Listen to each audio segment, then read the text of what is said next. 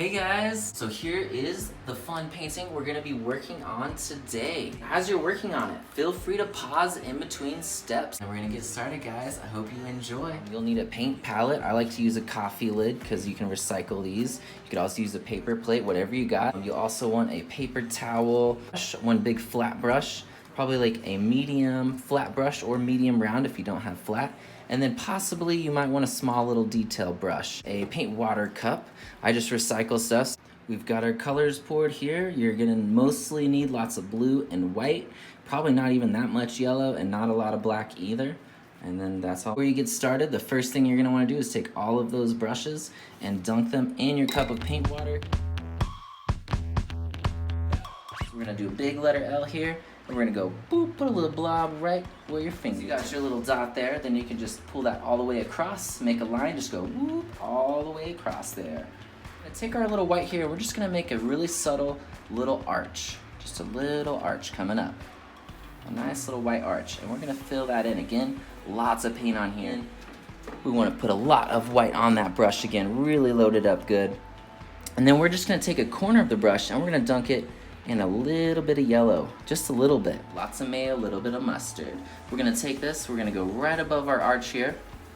We're gonna start brushing above the arch. Let that white and yellow on your brush start mixing together to make a nice pale yellow.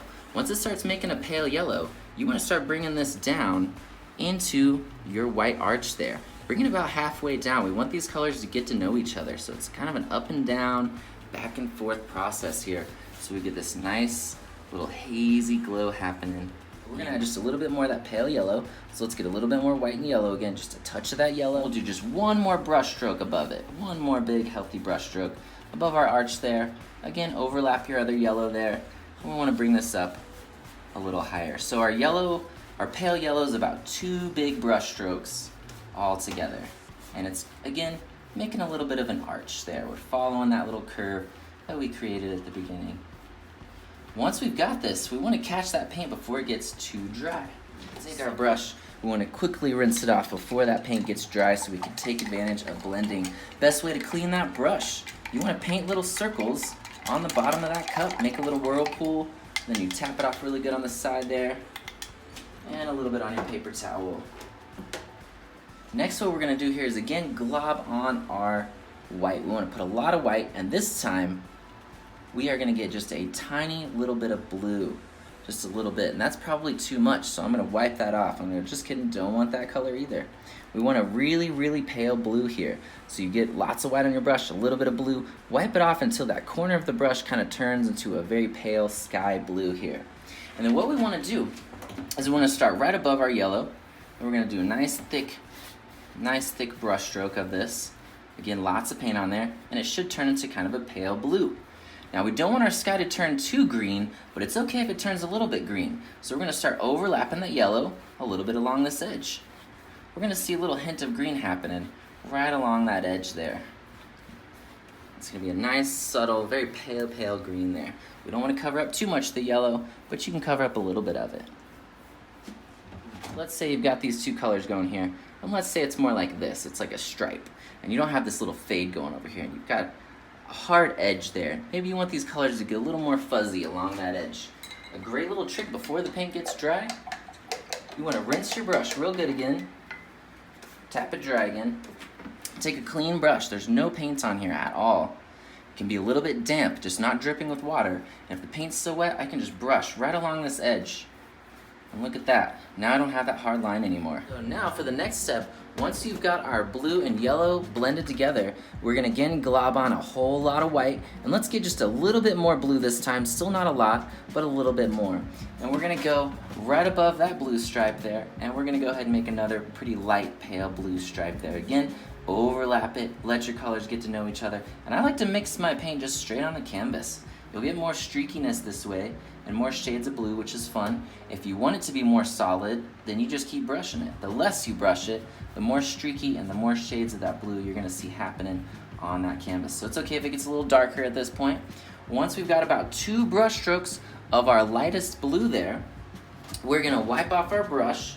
I'm not even gonna clean it here. And then we're gonna dunk the whole thing now in blue, lots of blue on there. And we'll start blending this medium blue here with the really light blue. So we'll start right above here. Nice thick brush stroke. Make sure you're globbing on that paint so you don't have to press down hard, and then brush down into that lighter blue before it's too dry there. And as you overlap along that edge, those two colors will get nice and fuzzy. And just like we did with the yellow and the blue, if you have trouble blending this edge here, you can always just rinse your brush and just dust it with a clean brush there.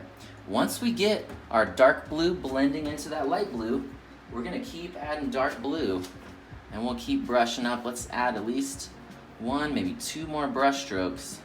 We want to bring this up even higher and want it to get darker and darker as we go here. And let's go ahead and just take this dark blue all the way to the top, because we're going to be blending some more color into in just a second here. We want our sky to get nice and dark here. If you feel like you still have some white in your brush and it's not getting darker at this point, again, just rinse it really good and start with some fresh blue there, and then it'll get nice and dark.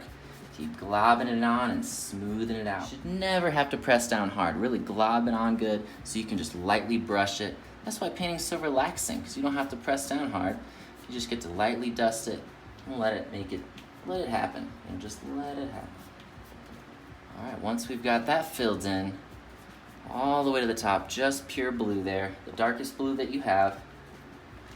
And then we want to blend into that. I'm loading my brush up with a lot of blue here, and this time we're going to start incorporating a little bit of black. Now black's usually a pretty thick and strong color here, so I put a little bit on the corner of the brush, and again, just like our other colors, it's hard to pick up a little bit of paint sometimes, so you want to wipe off some of that black. And then what we want to do is follow the arch of our sky we've been doing here, let that black and blue mix together, and we're going to pull a nice brush stroke across the top.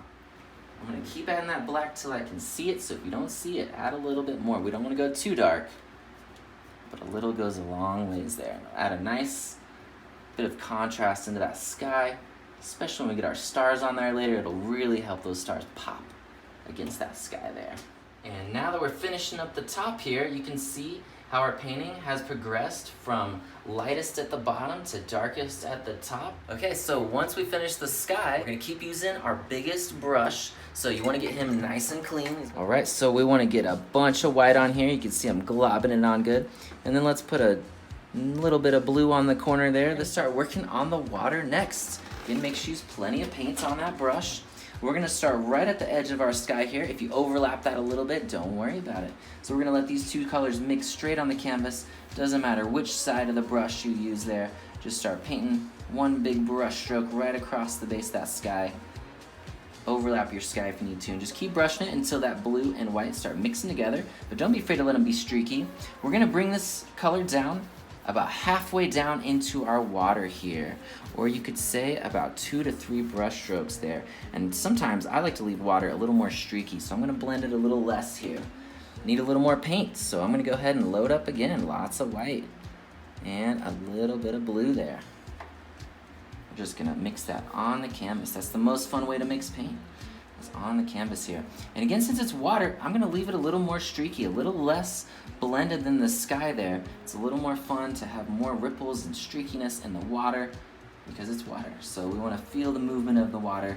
If you like to make sound effects while you paint, make little water sound effects as you go. Feel the water, be that water. Be like whoosh, one with the water there as you go. Once we get about halfway down and it's nice and streaky there, we want our water to get a little bit darker. So we're gonna go ahead and rinse that brush again. For the bottom of the water, we are going to just glob on a healthy amount of that blue, just your blue by itself. We're not adding anything to it, just lots of blue on there. And for this, we'll start at the very bottom, just pure blue, nothing added to it at this point. And we're gonna brush up, and we wanna overlap the blue above it. So we want to brush into that so these colors get to know each other along that edge. Our water gets this nice little fade from light to dark, and we're going to go even darker in a minute, but it's an up and down, back and forth game. So your brush strokes are long, big brush strokes, but you're going up and down like an elevator. So we started at the bottom there, and then we start overlapping this, but you can kind of go back and forth as much as you need until those colors get to know each other a little better there. I'm going to get some more blue on my brush. Always add more paint as needed. Don't be afraid to glob it on. It always works and blends better when you have more on your brush. You can never stress that enough. More paint, more better. More paint, more better. That's right, baby. All right, once we've got that nice little fade there, and you can see how I left it a little more streaky, then we can keep the blue on your brush, add a little bit more blue if needed there. And I'm gonna get just a little bit of black, just a tiny bit. And I'm gonna do just one brush stroke across the bottom here with a little bit of blue and black. Just a tiny bit of black in there. Just one brush stroke across the bottom, let it blend into your darker blue there.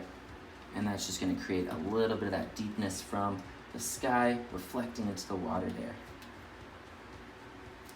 I'm gonna be switching to my medium flat brush, medium flat there.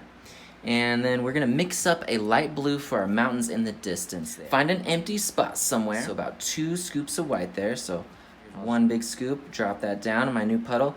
Here's another big scoop, we'll add that. And then we just need like a little scoop of blue. And we're gonna stir this together. And we just wanna make a real light, really pale sky blue here. And we can use this for our mountains in the distance. So when we make mountains, the nice thing is you really don't need any straight lines. Is the more movement you have, the more rocky those mountains are gonna look. In fact, the nice thing about mountains, again, no straight lines. So be jittery with it, have fun with it. So the first thing we're gonna do is just create a little line. Let's go to the left side of our canvas here. We'll make a big letter L with our hand, big letter L. We're gonna turn it sideways. We're gonna go right above our water here and put a little, we're gonna put a little boop right there, just a little dot. Once you got that little dot, we'll just pull a little line. It's very similar to the same color as the water there, going all the way across there, just a little bit above the water. Once I got this, I can start making my fun little mountain peaks. Think of these as like jittery triangles. So I'm gonna start real small here on the end. I'm gonna wiggle up here, shaking it, make a little peak, and the second little peak. Then I'm gonna come up and make my tall peaks. There's my medium tall, and there's my tallest one there. And you can see I got real jittery with it. You can even come back and add more little jitters in there to make it a little more funky. But all together, I have about 4 little peaks on mine. Once you've got them drawn out on there, you just glob on that light blue that you mixed up, and we're just gonna fill that whole mountain in, all the way down to your water there. Fill it in, lots of paint. If anything feels too straight, you can always come back and add more rocks. But all together, we've got about 4 little peaks here. But you can have more, you can have less. Remember, this is your painting, and I'm just giving you a guide to go by. You can always be as creative as you want with these, and you're making your own version today, not necessarily a direct copy of what I've got going on. So always keep that in mind. Make sure you rinse off that light blue we were just using there, and we're gonna mix another color. So find another empty spot on your plate or an empty pod there, and we're gonna grab a big old scoop of blue here, maybe 2 scoops of blue, and then we're gonna add a little bit of black to it, just a little bit. I just wanna barely change our blue so it's a nice dark blue. This next part here, we wanna go a little bit into the water because we're getting a little closer in perspective. Use our knuckle as a little guide here. We're gonna go 1 knuckle below these mountains, and we'll go, whoop, we'll put a little blob, a little line coming out, whoop, about halfway as far from here, and I'm gonna have about 2 peaks. So I'm gonna go up from here, I'm gonna jitter my brush, shaking it a lot, make 1 little rolling mountaintop, and my second little peak there. These can be a lot smaller, nice and jittery there, and they just taper off on the end. And then we'll fill this in. Fill that in. And it's kind of nice if some of the paint underneath is a little bit still wet. You'll get some nice little textures from that and just subtle little highlights in your rocks there. Little mountains in the distance. So don't be afraid of seeing lots of little brush strokes and things like that. It's kind of fun when that happens. What we're gonna do is create some reflections in the water, and we're gonna use the same color. We're gonna start at the base of these, and we're just gonna pull little lines coming down. If it's a little taller, you can pull a longer line. If it's a little shorter, it'll be shorter. I'll show you what I mean. So we're just gonna start right at the base there. I'm just gonna lift off. I'm gonna pull these little streaky lines. As it starts getting shorter, I do shorter little lines here. Once it starts kind of peeking up again a little bit there, I make some longer lines. And we're gonna do this all the way across again. Now it's getting shorter. So real short little lines. It's gonna